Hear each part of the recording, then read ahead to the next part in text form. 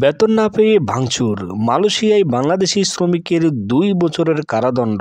এক বাংলাদেশি নাগরিকের ২৬ মাসের কারাদণ্ড দিয়েছেন মালয়েশিয়ার ইয়াংফং ম্যাজিস্ট্রেট আদালত। ২৫ বছর বয়সী অভিযুক্ত রফিক ৩টি অভিযোগে দোষী স্বীকার করেছেন, যার মধ্যে একজনকে মারধর করা ও ২০টি চারা গাছ নষ্ট করার অভিযোগ রয়েছে।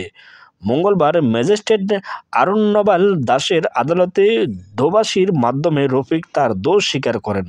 আদালতে বিবৃতি বলা হয়, অভিযুক্ত ওই ভুক্তভোগীদের মধ্যে মূলত বেতন পরিশোধ সংক্রান্ত একটি বিরোধ ছিল।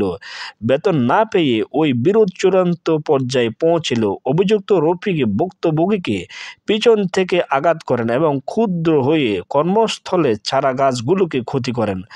প্রথম অভিযোগ অনুযায়ী ৭ ডিসেম্বর রাত ১০টার দিকে ইয়াংফং লাবিস সড়কে ৩৩ বছর বয়সী এক ব্যক্তিকে ইচ্ছাকৃতভাবে আঘাত করার দায়ে তাকে মালয়েশিয়ার ফৌজদারি দণ্ডবিধির ৩২৩ ধারার অভিযুক্ত করা হয়।